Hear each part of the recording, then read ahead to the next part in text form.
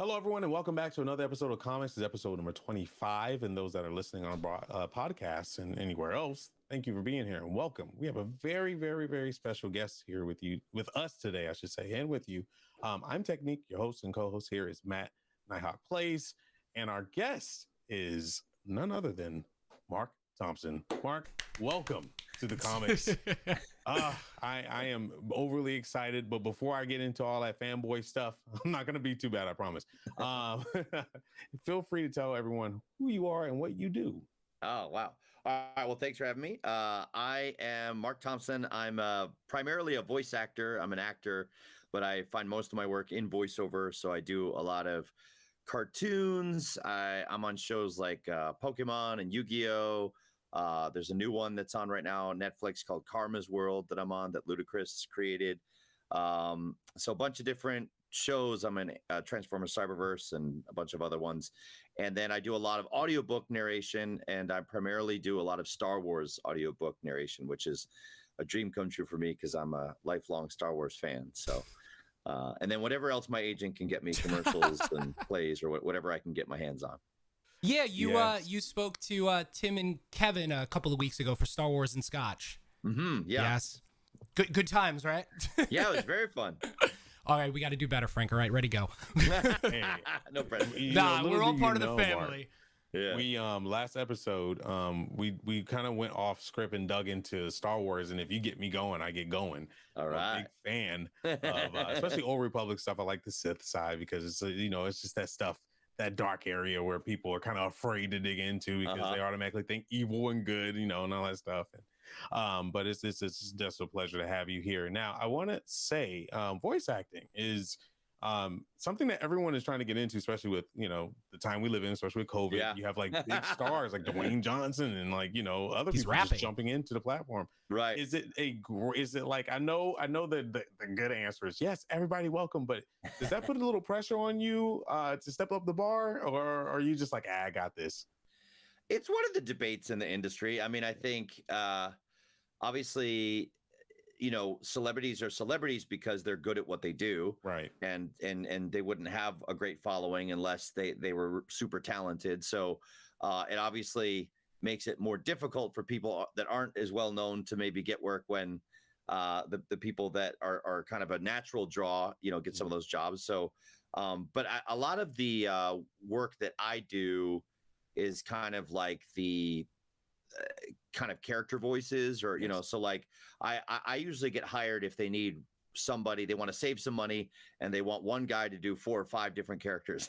so that I feel like I'm still able to kind of find work doing that type of thing, because I generally don't get hired just for my natural speaking voice. I get hired to do a bunch of like weird and wacky people, and I'm kind of the budget ancillary guy that you can do that stuff. So the dream, I want to say. That's yeah. No, it is fun because like I like being able to play a range of characters and not kind of just be pigeonholed as one thing. So that part is awesome. Like I really do like being able to kind of do a wide variety of characters. Amazing.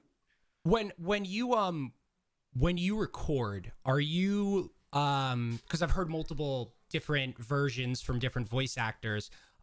When you get into it and you have like 4 or 5 roles and in their same scene, do you go back and forth between? Do you read one straight through? What's your method? Because like I try to do, like I'm nowhere near where you guys are. Like I try to go back and forth between voices. I'm like, if I was doing this, I'd be fired day one. Hence why you're a pro. It depends on the medium. If it's animation, we'll generally do one character all the way through, and then you start at the top of the episode and do the other character all the way through. Okay. If it's audiobooks, I guess everybody does it differently, but most of the audiobooks I've worked on, you're bouncing back and forth as you go, and you're kind of talking to yourself as you go. Because if you did it character by character for an audiobook, it would be a nightmare on the editor, because there's sometimes between 60 and 100 different characters in an audiobook, and it would just be too hard to kind of get each line of dialogue. They'd really love their job. Yeah. They already hate me as is, so make a lot of mistakes. So oh my goodness. So literally, if you guys don't know, Marc is so for me, I discovered from Thrawn, and I told you guys read the books or at least listen to them. Just listen to them audible. It's a great place to do it. Did you do every character in that series, or like how did that work? Because those voices were like really good. Oh, thanks, dude.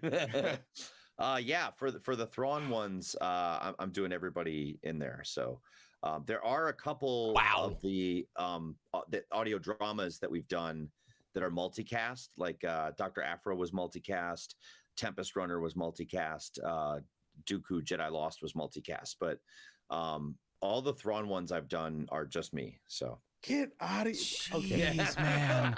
That's insane. Matt, That's you have awesome. to listen to it, dude. I don't know. Your women voices are like super good. And all right. Like, Thrawn's voice was definitely an inspiration for one of my characters I had to do. Oh, awesome. I was just like, oh my God, this guy is awesome. This character is so awesome. Like, he sold me on this character. Oh man. Is there any way we can bother you for a sample? Oh yeah. We're This is Grand Admiral Mithron Eurodo. May warrior's fortune smile on your favors. Bro, that's I'm okay, in. my night is, my birthday is on Sunday, and that was a birthday gift, so I appreciate that. cutting it and ripping it for your ringtones. Don't worry about it. So awesome. That's Oh my awesome. goodness. Are you so it's actually funny that we've had a little bit of back to back. We just interviewed Scott Snyder like 2 weeks ago, a New York boy, lives on Long Island. He's like my neighbor essentially. And you're from the Bronx, right? So Or IMDb is incorrect. IMDb is a liar. Turn it down. No. The problem is I have to pay money to go on No, IMDb yeah. to fix it, and Yeah. I refuse to do that. So like, I don't understand it. I it's have ridiculous. This. Yeah, I and got- it we also all says got one, I was yeah. born in '70, which makes me a lot older than I actually am. So, but yeah, so most of it's correct, but that is incorrect. I'm not in the Bronx, and I wasn't on Fresh Prince of Bel-Air either. I think it's like I was on. I was gonna so- say, I was looking through, yeah. like I knew, I was like, We wait can a take second. yeah. Give me those credits. But no, I originally from Rochester, New York, or Okay, New York, Webster, still yeah. New York. Yeah, still so- New York. We're all New York born Yeah, here. yeah. I'm Yeah. from Brooklyn, so this is Oh great. no way! Yeah, that's yeah. Just moved down to the south. Thanks, parents. Yeah, well. I live in Chelsea now, so Oh yeah, there we so go. like I'm still on Yeah. Long Island. That's awesome to know. I used to go to Chelsea. I used to work in the city forever. It's so crazy how big of an industry this is. yeah. Yet you always think people, it's Maybe always limited. LA, it's LA, it's LA, whether Right, it's whether it's acting, whether it's voice actor or anything like that, but it's New York, it's Long Island, now it's Atlanta now, right? So it's Yeah. crazy how New big it Hollywood. is, but it's also very small in the sense of like location basis too. Yeah. Oh, that's very Oh. cool. All right, so I have to ask if there was any. Normally, I save this question for the end, but this is just too fun. If you had a perfect, Sorry. my oh, dog okay, is freaking out. that's a Little fur baby. woofums. I Yeah. understand. Yeah. Fur baby's like, don't ask that question. Oh man. I just Sorry noticed about the that. Halo. No, it's you're it's fine. not on camera. I just noticed how you have the Halo placards kind of over Oh, over yeah. your right shoulder. Yeah. This is my son's room. I had to. I was gonna say you have bunk beds in your room. That's awesome. Yeah. It's like it's every day's camp in my house. Yeah. Yeah. Sorry. Go ahead, Frank. Yeah, if there was any role that like you have played or you got coming up, what would be your favorite, or what would be your dream role of character play, Oh, voiceover, wow. acting, anything? I mean, so like my dream of dreams would be to be a Jedi in a live action Star Wars show, or and then my second dream after that would to be a featured character in a Star Wars show, like a cartoon, or like a Jedi first and foremost, but anything else is great. I got to do a character on the Star Wars Visions dub. I did the drummer in the episode about the Tatooine Rhapsody, so that was a dream come Oh, true. yeah. So yeah. So, but that would be the thing that I would pray and hope for, is like to be wielding a lightsaber on film would be really cool. Oh, we have it. You never know who we might know. That's right. Yeah. All right, Matt. Yeah. Well, when you started getting into acting, when you started getting into voice acting, or I guess better yet is when did you know? Like we all like growing up, like I have kids now, you know, you have kids, we're thinking, okay, what are they going to be when they grow up? Like when I was in high school, I wanted to be one thing and now I'm something completely different. So like when were you going through the process saying this is what I'm going to do and this is what I can do and I you know, I'm going to make it? Yeah. Well, I knew pretty early on that I wanted to be a performer. Like, my mom was really supportive and like kind of, That's great. She was the super mom that would like sign me up for acting classes and improv classes when I was like in junior high school, you know, and like would drive me everywhere and wait, you know, after all my plays and everything. And so she really created an environment that made me believe that I could do this and kind of provided me with classes and opportunities to really get skills and to do it. Awesome. And then I had great teachers in high school that also fostered it. Like you know, one of the moments was in junior high. You know, I'm not athletic. I'm not like some brainiac, super smart person, but in junior high, I got cast in this show called The Wolf Boy, The Ghost and the Light of the Moon, and Mr. Putnam wrote it, and and it was like the first time I was like in it, like, you know, I was in plays before that where you're like the stalagmite or stalactite, you're I'm the tree, you know. Exactly, yeah. I was a wall. But that was the first one where I like had to like really memorize lines and sing songs, and that kind of like gave me, you know, the itch of like, ooh, I really like this, and this was really fun, and people said I was good at this, and then through high school, I got to do the plays and speech and debate team and all that, and had like Mrs. Hofstetter and Miss Ham were great teachers and really showed me a lot. And then I think I decided I wanted to pursue acting, and my dad was like trying to be a good father and like kind of like say, you know, you should really get a degree in business, and then if it doesn't work out, you know, and then you can pursue acting, but if it doesn't work out, you'll have a degree where you can actually get work, you know. And I, in retrospect, I see that he was trying to protect me, and you know, but at the time I was like, you don't believe in my dream, you know. So like, rebel. Yeah, but then it was weird because my mom, they both worked at Kodak, and my mom, after, you know, what was it, 15, 20 years working for the company, got laid off. And it kind of made her realize that there is no safe job anymore. Like there is no like safe career path. You never know what's going to happen. So you might as well pursue something that you really want to do. So she kind of helped me talk my dad into it. And then they allowed me to study it in college. And so I went there, and my sophomore year, I believe, I tried out for a cartoon at MTV. And it was a vampire cartoon that never got into production, but I auditioned for that one. And it was like a weird thing where you leave a voicemail on someone's answering machine. Oh my God. It's just like, before the internet in the old days. I had to like do that. And I think I did something like, you know, hello, I'd like to be on your cartoon. And I was like doing this Igor voice, but that got me in the door. And then I didn't get that one, but they were casting this other one called Daria, which was a spinoff of this show called Beavis and Butthead. I remember Daria. Yeah, I remember Daria. Yeah. Okay. Yeah. So that was like my first ever big break, first ever job where someone paid me money to do something acting related. And Thank then you, it kind of MTV. yeah, exactly. So it kind of snowballed from there. So that was probably the big moment where it was like, maybe I could actually do this, you know. And that definitely opened the door for all the voiceover stuff I've done since then. So very grateful to Daria. That's amazing. Yeah. Yeah. It's a journey. You got to Lots and start a lot. somewhere, and you saw it back in like junior high when you were in school. You had a supportive family. Your dad wanted you to be it, but also had that backup too. But no, that's awesome because you know, you hear all these stories and they're all unique, but they have like little pieces that are the same. But that's amazing that you, like from go, essentially, it's like, yeah, this is it, and that's truly amazing. Yeah. Wow. Being an audience out there, classes are available everywhere, but the number one thing that's kind of interesting because Marc, you have that perfect story of like being able to do voices and stuff. And a lot of people get into voice acting thinking that's what it mainly is, you know? So That's what I did when I first got in, and they were like, "You do great voices, but you got to hone your own voice." So going into all those commercial classes where they tell you to have your own voice and like put your own style in it, and this is what pays, blah blah blah. Then you can branch out. It's a tree, get that whole thing. In directing, being directed is a big part of voice acting. When you're doing these Audible books, let's just say like the Star Wars thing, this is a big franchise. It's just something that's like people hold dearly to them.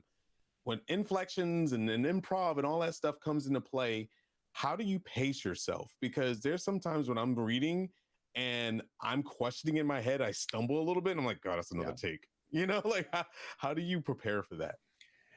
That's a great question.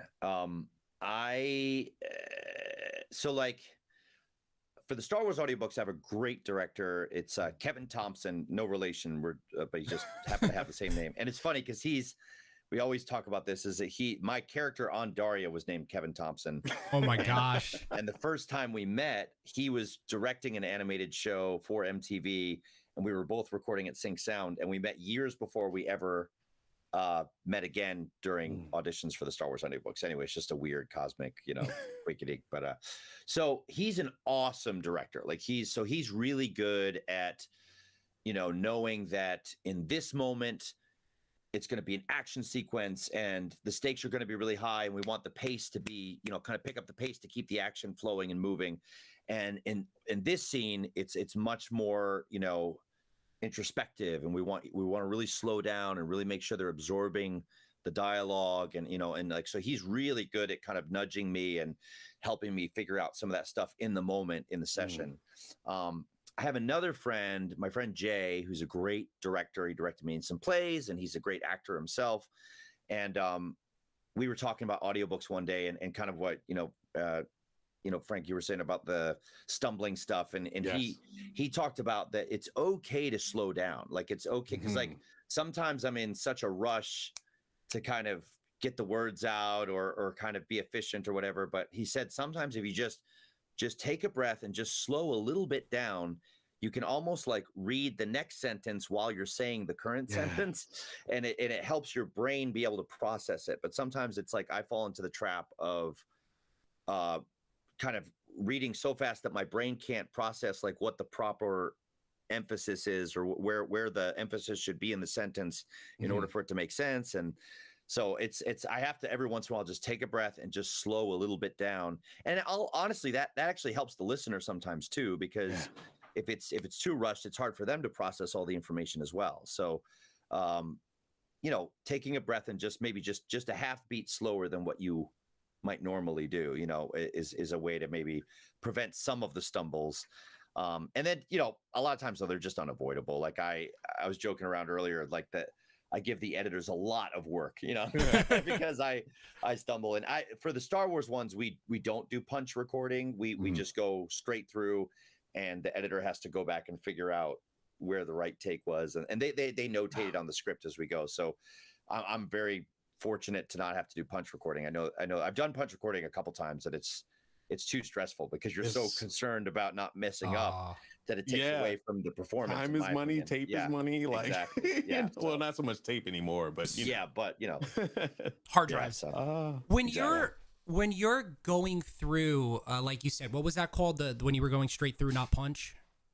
I just call it straight recording. I'm not sure what the editors call it, but yeah. So when you go through straight recording, excuse me, how is it as far as like takes? Because I'm like thinking of how you do it like on like movie sets and TVs. How is it? Like, do you run through? Does your director say, "All right, go," and then you pause, you stop, and then go back like a couple of times, then do voices and narrate more? I guess like if you have a monologue or something like that, or a couple of sentences you have to say, like you said, is it go through, you go back, you go through, go back, and said, "Okay, I'm done." Like, how does that work exactly?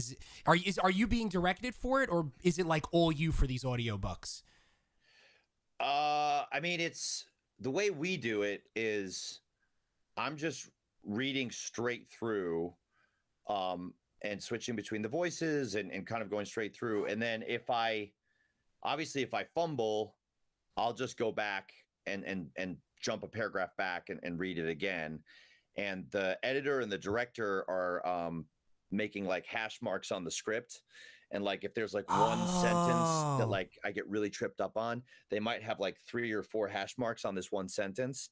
And then they'll somehow notate that the 4th one was the one where I got it right. Or, that's or cool. sometimes it's like they might circle the second one. It's like, that was the take that I prefer. We're going to use that take, or, you know, so they're making notations as I'm reading. And for the most part, I'm given free reign.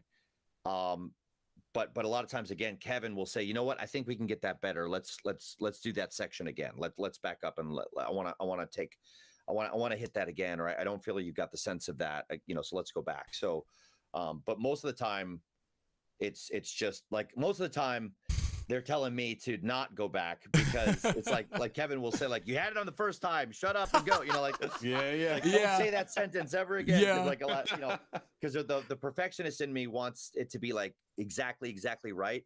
But it's like, we've got 500 pages to read, and we can't make it, you know, if it's not that they're like, oh, it's fine, it's good enough. It's quality. They want it to be quality, but like, sometimes I over obsess, and I think I can make it better when actually it really was really good 2 or 3 takes ago. But like, my mind gets obsessive, and I, you know, overanalyze things. So it's your work, right? I mean, everyone does that. We always want to be perfectionists, and sometimes that just doesn't work. Yeah. And sometimes it does get in the way of it being good, because then if you think about it too much, you lose the thread of the story, or you lose the flow of it, you know. And sometimes if you like if I can get in the pocket, and if I could get in a good rhythm, it actually in the long run helps the story out. Whereas if I'm just obsessing over this one sentence, and like I didn't quite get that sentence, it's like, you know, in a 10-hour production, no one's going to care about that one sentence. But if the overall rhythm of the story is much more important than this individual, you know, moment. So I got one follow-up with that. You know, you keep on bringing up your friend Kevin, and it seems like with Star Wars, he kind of is the director for it. It seems like for Star Wars, is it seemingly him? And you brought up another friend, I'm sorry, I forgot the name, but like, do you always go in with the same director specifically for Star Wars? And I guess with that, is it different with others, or is it always Kevin? Because having that friendship, the familiarity is, I guess, you run off of each other, and makes things easier, sometimes harder, as you said. Yeah. Yeah.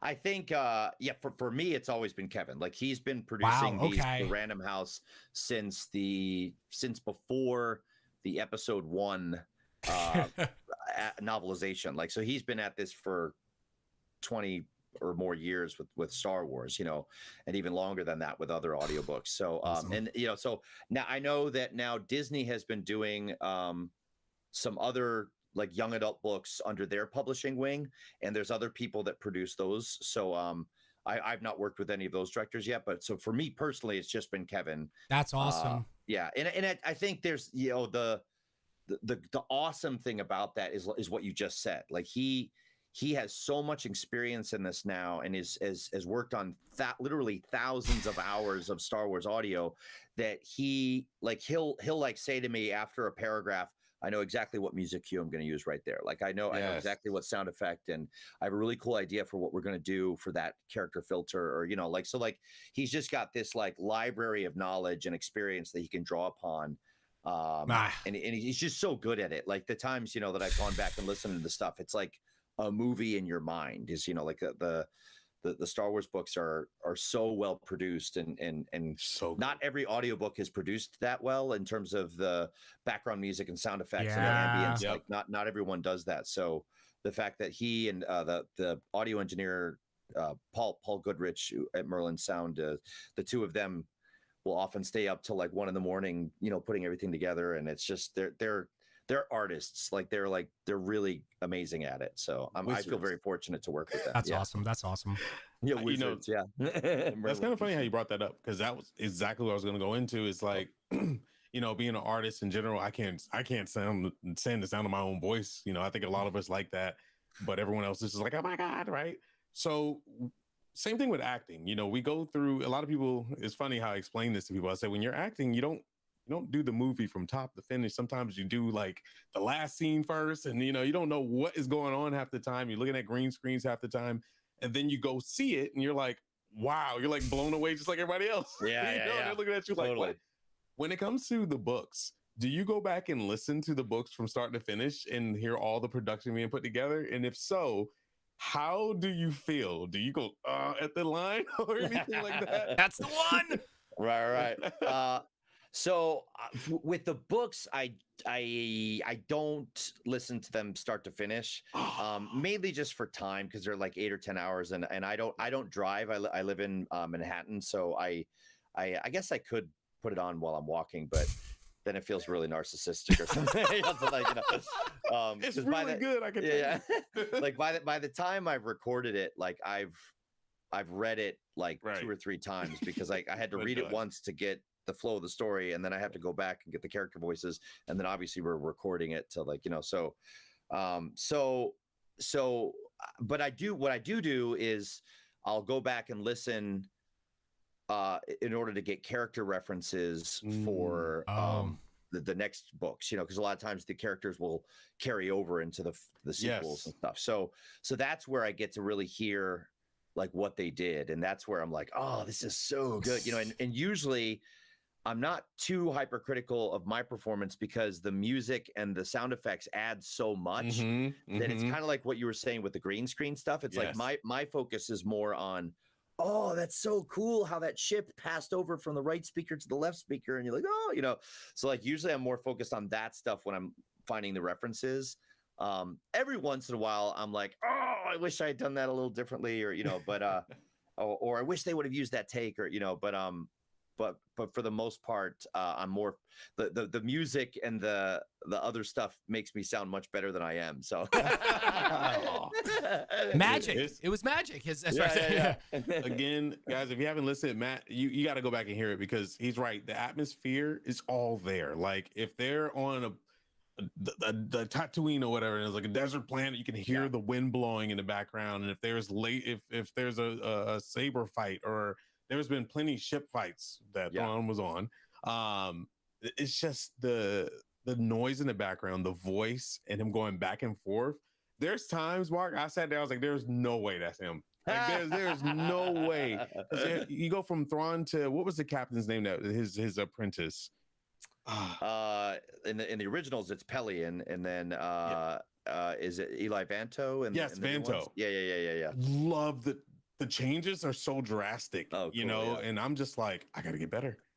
What is going on? Like, I quit, because I was like, when I heard you coming on the show, I was like, I have to ask him if he's doing both. There's no way he's doing that, and then do like a woman's voice that's like really good and evil sound. I was just, man, so good. You have to thanks a lot. I really, really appreciate it. Oh, no problem. No, I do love reading, and my wife is a big advocate of it. She's a principal. She used to be in a librarian. She loves reading, and opposites attract. And I remember, like, I talked to her about audiobooks because I love listening. I'm big into music, obviously video games, movies, TV, the whole 9 yards. And I'm like, what is so different about audiobooks comparing you and like we have like bookshelves on bookshelves over here, obviously. And she goes, it brings you in. I still remember, I'm calling her out on this one. She was big into the Hunger Games series when it first came out, and she got the books, she read them, and I was like, she's like, good, like nothing crazy. And I remember her on the last book. I remember in this office, I remember walking in and she's listening to it. She's a blanket over her head. And I'm like, honey, and she just turns around just bawling. I'm like, what is happening? And she's like, it's different. It's just completely different. And I'm like, it hit me. I'm like, oh my God, that's amazing. Like this, I have to get into it. And I was just, since then I've been trying. I've gotten a little bit here and there, but Frank has been pushing me to get into it. And these series are going to be definitely the first, because obviously I'm a big Star Wars fan as well. And with that, because of the emotion with my wife, I got to ask this question. You've been doing this for 20 plus years, give or take, right? And amazing roles from Star Wars to Daria to anything and everything in between. When you were going through the scripts and going in the studio, when you read that one line or that monologue, which one was it? I'm sure there's more than one, but which one was it? Was like, oh my God, I get to do this. Like, what was that one? I know you've had a many, I know, but what is that one? Wow. Yeah, that's a great question. I know. There's I'm definitely sorry. been many. I have to ask.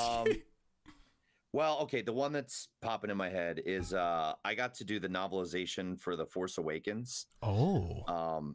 And so that one, they decided that they wanted to release the audiobook and book the same day as the movie came out. So we actually recorded that one, I believe, in like October or November. It was October. So it was like 2 months before the movie came out. And it was this big, like, you know, it was this huge thing for me because Kevin called me and he was like, so listen, I'm going to ask you something, but I need to know like if you actually want to do this, because I know how important it is for you to see these films in the theater. And he was like, you know, if I were to offer you this, would you want it? And I had to think about it. I was like, well, actually, because I was like, well, wait, if I read the book, I'm going to get spoiled. Like, I'm not going to get to like experience it for the first time in the theater. And I was kind of telling my wife, it's like, should I do this? Because I've been looking forward to this for years and I've been wanting to see how this story ends. And she kind of looked at me and was like, of course you should do it. Like, what's wrong with you? Like, why would you not? Oh my goodness. And I was like, oh, right. Because she was like, if you were cast in the film, wouldn't you say yes to being cast in the film? True. Like, Very true. Very true. like, Good job, wife. But it was very weird. Like, so like reading it, I had to go. Normally they would just send me the script, but for this one, the security was so tight. I had to go to Penguin Random House offices, and they had a little room where they disconnected the computer and the internet from that computer, so nothing could be sent electronically out. Yeah. They locked me in the room. If I wanted to go to the bathroom, they had to unlock me, escort me to the bathroom, lock the door behind me so no one could like look at the script or whatever. And I read, you know, spoiler alert, but I read when Han, when Kylo kills Han. Yeah. And I was like, I was welling up with tears, and I'm like sitting in the office by myself.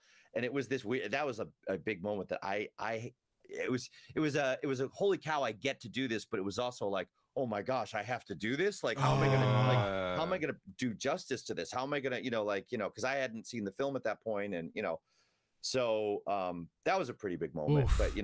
But and there's been, like you said, like many, many other ones. Like anytime I get to do Yoda is a huge deal for me, cause I'm a huge Yoda fan. And the first ever, I think just the first job I got, the Legacy of the Force series, I'd never done an audiobook before. And to get to do like Luke and Han and Leia, like that was a huge deal for me. And I was like, I was just totally blown away that I got to do just even that first series. And I thought that would be just a one-off, and it's turned into like, like many, many, many, like something that's not a one-off. Yeah. So that's truly amazing. When I go in and I read stuff and, sometimes you don't get to pick, you sit there, you'll do a million different voices and they'll be like this one. And you're just like, that's not the one I wanted, but okay. How does it go? What's the process of you picking voices for each character? And if you tell the audience, how hard is it to remember how to hit those inflections just right? Every book when you have giant gaps in between. Yeah. No, it's definitely, that's the most time consuming part of it is, like I'm preparing one right now and it's like, I'm like going through old references of like, previous books. And then, I'm looking at other books that I didn't narrate where that character appears and trying to find their references. And like, if they've appeared in, if I have a book where there's a character that appeared in one of the films or the Clone Wars episodes or Rebels, or I try to hop on YouTube and find those references. And so it's a lot of kind of researchy type work, which is fine because I'm a Star Wars fan. So it's not like, oh, I have to watch Star Wars for me. But for me, what I do is I will kind of record little snippets of those references or ideas of I think I want to do this for this voice. And then when I get in the booth, I will like really quick listen to a short snippet of that to kind of get it in my head. And then I jump back in and start recording. But a lot of times it's like a lot of, like I always say, like the first couple of days, it's a lot of stopping and starting and kind of listening to that sample again. But then around day 3, you start to get in that rhythm and you start to get in that flow and you start to kind of know them well enough that you don't have to keep referring to the sample. You can just start to kind of, know that, okay, this is what this person sounds like, and some of it you find through doing it. Like after doing that character for a couple chapters, you find nuances that you didn't have even when you created the sample. So you kind of are getting to know them in the process of performing it. Awesome. It's so awesome. When what man, how do I when you've been, obviously once again you've been doing this while, what was the longest recording like stint you had with one book or series or show? Like obviously you think of a book, it's 300, 400, 500 pages, you get Right. through with it, but whether it's going back or back and forth, like what was the longest? I don't know if I'm allowed to say. Oh, it was, okay.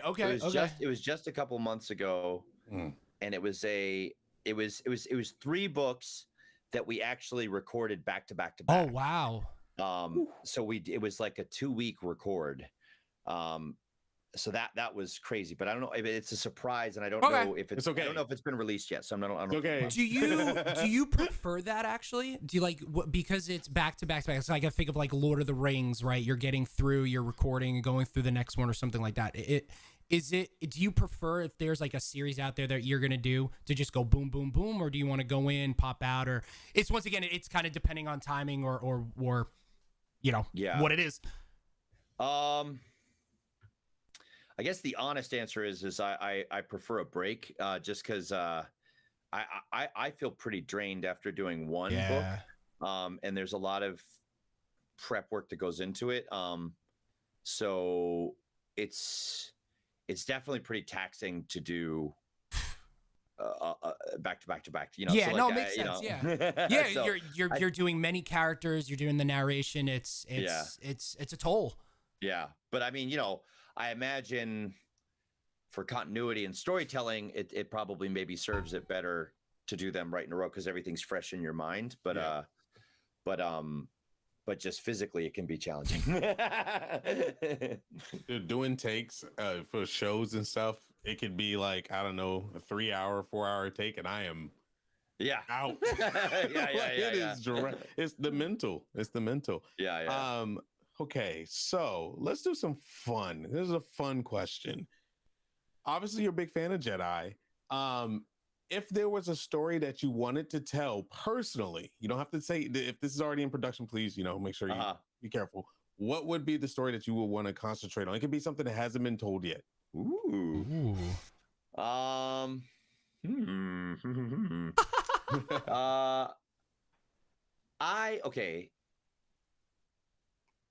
have like a rough idea for a story that I'm probably too lazy to try to actually do anything with, but like I think it would be I think it would be interesting to try to explore how you go from a period of time where the Jedi are seemingly widely known and widely experienced and widely accepted to then get to the point where Rey's saying things like the Jedi are real, like they were, you they just become like legend. And I have this idea of like a charlatan or a con artist that is like going around pretending to be a Jedi, but he's just swindling people. And it's almost like the actions of him and other people like that are kind of tainting the reputation of the Jedi and who they were.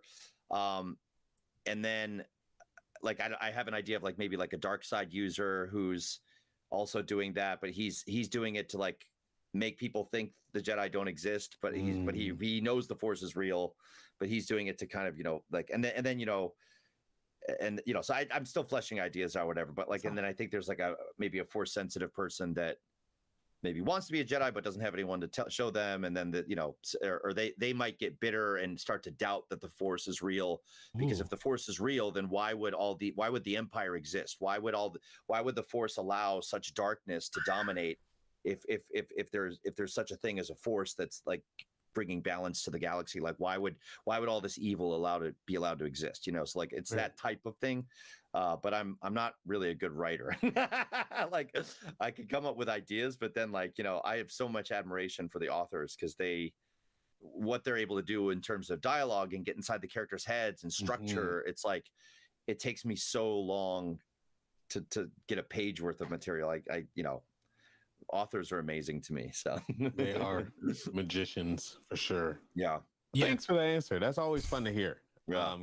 Because just to piggyback off that real quick, Matt, like we've had this conversation last episode, and I was just like, there's so much out there. Like, you have the Old Republic, and there's this big gap. I was just right gonna go there. with this too. And it's like the Dark Sisters, and like the whole thing about that and the planet. And I was telling about Vitiate and all that stuff. I was like, dude, there's Jedi out there. Everyone's like screaming about Revan this, Revan that. I was like, you got to know the real dads, like the real boys. And I explained about, Bane and all that stuff. And I read those books, and those were incredible. But I just feel like there is a giant gap there. I think you're right. There's something to explore right inside that area between then and now that's there. And I know High Republic is there, but still, it'd just be really nice. I think your idea is great because in the scheme of things, it's still dark and light and gray, and all that stuff is still there. So good answers. Thank you. I guess with that though, because we were talking about this, Star Wars has been around for a very long time, right? It's in our hearts, and recently some of the discussions that came out was after Mando, with spoiler alert, Luke coming in. Everyone was like, not everyone. There was a distinct section saying yes, and a distinct section saying no. I understand, but wanted something else. We have a lot of things coming down the plate for Marvel, and of course Star Wars as well.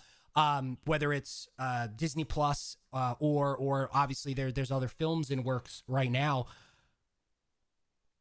Are you in the area of I'm okay still being in the Skywalker camp, or do you want to move past it and see what is in the galaxies far, far away?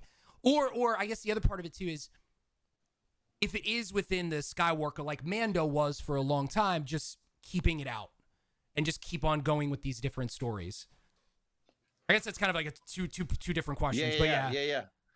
I mean, I was definitely in the camp of yes, Luke Skywalker, woohoo. So I think I don't know, because so Mando really surprised me. Like I did not expect to love Mando as much as I do. I think that's so everybody. good. Yeah, so good. I think my natural instinct is I want to see Luke Skywalker, and I'm a child of that era. Like I grew up with the original trilogy, so there's a part of me that wants that nostalgia. Give me more. But then they've done such a great job surprising me with the new stuff that I'm definitely not opposed to it. Like so I guess my answer is both. Okay. But I'm not, but I've been shocked at like how well Mandalorian was done and how it felt like true to the spirit of Star Wars and still covering new ground. And, so if the new stuff can do that, and I feel like obviously I'm biased, but I love the High Republic books. Like I feel like the High Republic books are another example of new stuff that has captured the spirit of the old stuff, like that has captured the spirit of the Jedi and the conflict and in kind of the Star Wars universe. So I'm really enjoying the new stuff. So I have to say both, I guess. I hope that's the case, right? Like Frank and I were talking about this last week too, and I don't remember if I said it or not. It felt like with Mando and finishing up with 7, 8, and 9, it was kind of like let's finish this. Let's do the easy thing when that's done, and then do Mando because it's in the universe. We could play around with different characters and do things with Ahsoka and a bunch of other characters. And now it seems like, okay, this is working. It's also working for Marvel as well. Let's do Acolytes. Let's do Squadron with Patty Jenkins. Let's do Bad Batch. This is like the first wave, and I'm interested. It's actually from recording this. It's this Friday on the 12th, Disney Plus Day.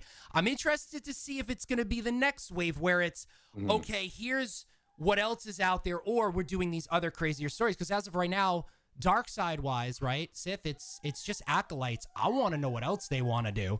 Like I'm very interested. This Friday's going to be very, very interesting. Yeah.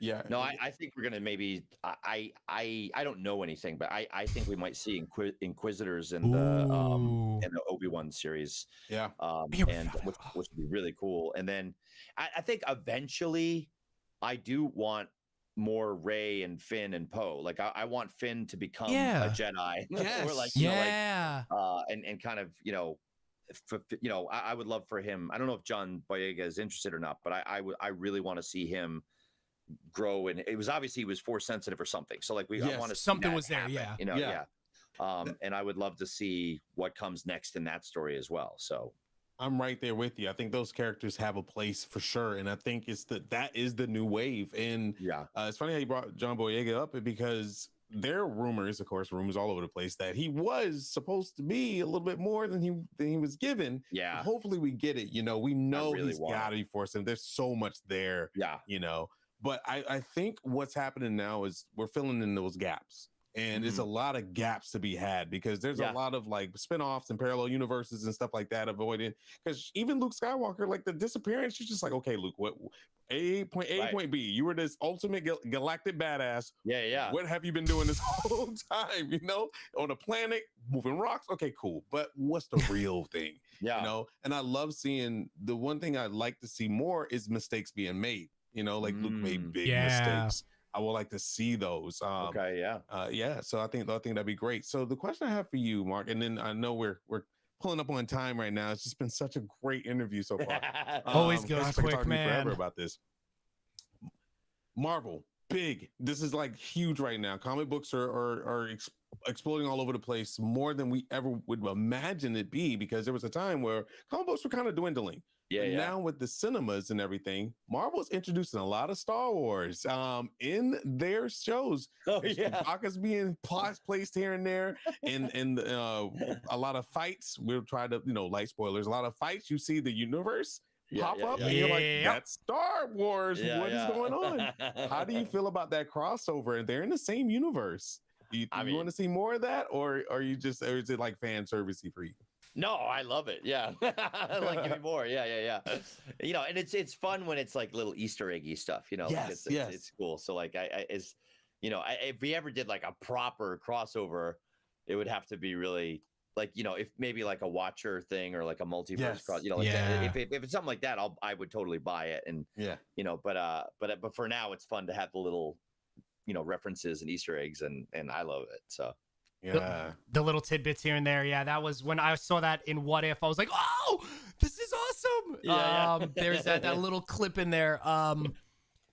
With Star Wars, actually, you brought it up before, those in betweens, and I was thinking of between Episode 3 and Episode 4, how there was kind of that little discussion too of what's going on with the Jedi's, Force sensitive Sith, and then obviously from Rey's saying between 6 and 7, there's Jedi Fallen Order came out. Is that before I go to the question? That was between both of them, right? Frank, do you remember? Jedi Fallen Order was it was either after the Clone Wars or before the Clone Wars. It was somewhere in there. It's after. It's after, right? Because Jedi were like he's being hunted down. Hunted down, right? And he was the last one, I'm supposed to say, quote unquote. We've had a lot. There's always another one somewhere else hiding. Where Ahsoka, she was a mechanic for a while. Going through that story, that was a good one. But yeah, go ahead. Vader's everywhere. Actually, now that I'm thinking of it, from what we talked about before. What was my question? I just completely lost track. I apologize. Jedi Fallen Order. Yeah, Jedi Fallen Order. There's so many different mediums right now. Obviously, what you're in with books and other voice areas. Obviously, comics as well. We're getting big again. Vader's getting a lot of series. We got their holiday 40-page one shot that's coming out for Star Wars. It's we talked about it the other day. It's the day in life. Life Day. Yeah, it's a 40-day, I think, one shot that comes out December 29th, I believe. It's interesting because it's not Jedi versus Sith and nothing like that. It's just like the life in the world of Star Wars, and like you could be. I think Han Solo and Chewbacca's trying to teach Han Solo how it is to live in the world and not just be an adventurer. It's a really interesting take Anyway, go ahead, Mac. You know, canon is everywhere right now, and obviously a couple of years ago, probably more than a couple of years ago now, right? Obviously that it was turned on its head. This is canon. This isn't. Right. How do you see it right now moving forward with these different mediums as far as storytelling? And like what you said, you know, I want to hear more about it. Oh yeah, there's that video game. Like how is that process for a Star Wars, a massive Star Wars fan like yourself? Like how is it absorbing all of that that's out there?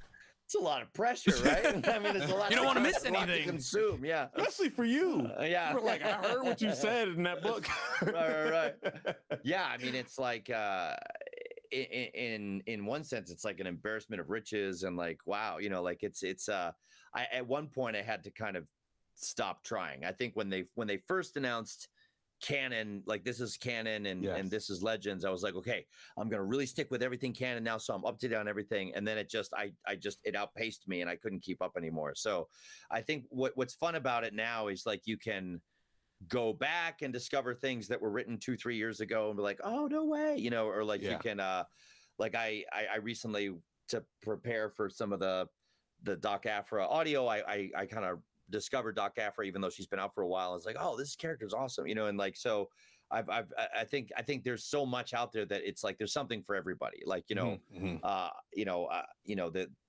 I've read some of the comics, but not all the comics, and there's some great storylines of the comics, and the novels are really amazing, and the video games, and then you've got even like the Lego stuff, and you know, so that there's really something for everybody. And if there's I think, you know, I think generally people will gravitate towards the thing that they're really into, but then you can kind of like discover this other stuff and even go backwards. And it's fun to kind of rediscover that. And they do a great job of like even crossing over some of that stuff so that you kind of like piques your curiosity. Like, I want to find out more about that story that they mentioned in this story. And, you know, so I think it's fun, and it's you know, I remember when Heir of the Empire first came out, and that was the first anything since after Jedi, and like, you know, I you know, bought that book and was so excited to read it, and like, you know, it's just like I remember the times where there was so little of anything, and like, you know, so the fact that there's so much now that you can't even keep up with it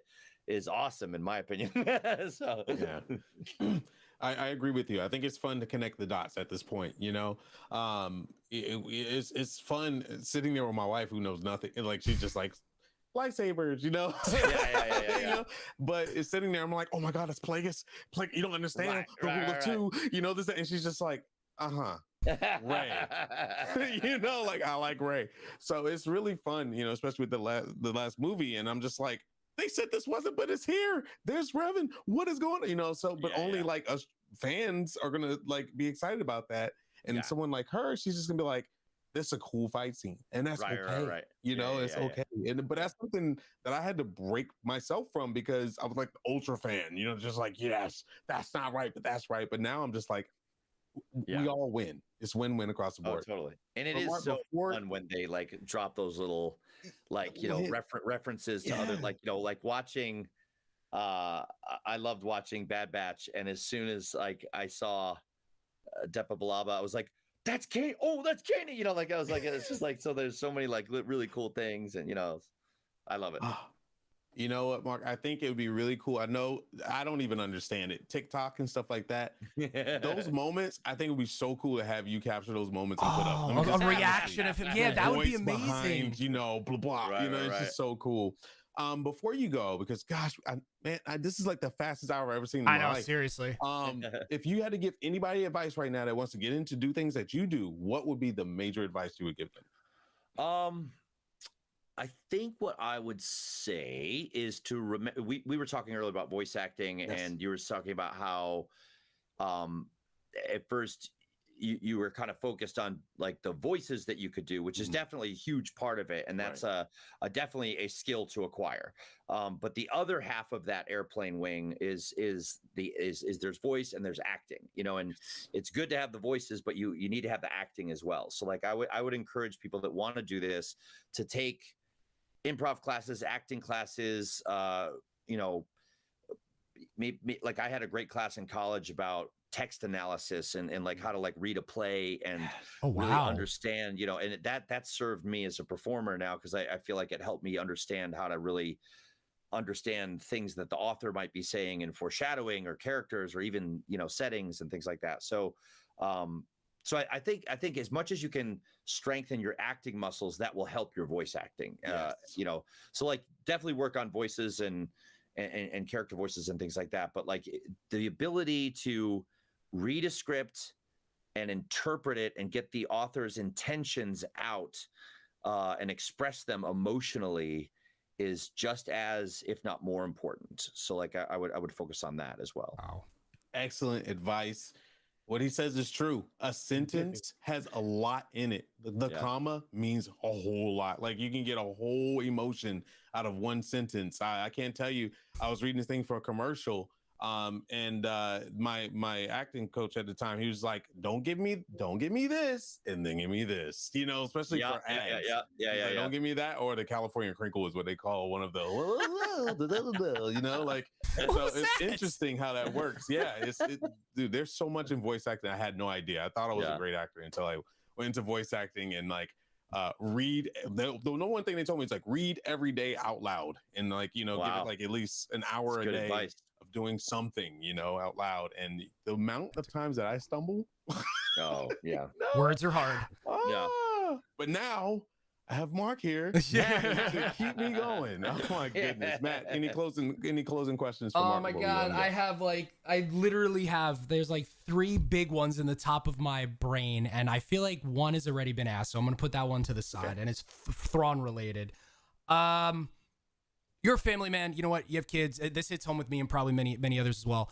Oh, that's good. When you got into it, does this I didn't catch, I'm sorry, how old your kids were. I know mine was 3 and 7 months, almost 3 and almost 7 months. How old were they, if you don't mind asking? Were they or are they? Are they? Excuse me. Oh, they're 16 and 18 now. So how, like, when did it hit them? Like did it hit them? Oh my God, my dad does this. Is it still now, or like? Actually, you know, perfect example. You always see it, right? It's like a 10-year-old, and now it's like a 6-year-old. Whatever. Yeah, he's this guy. Yeah, whatever. Yeah. Like, how is it? Like, are you the? Oh my God, this is awesome. Still, dude, I would be like, my dad's Ron. Right.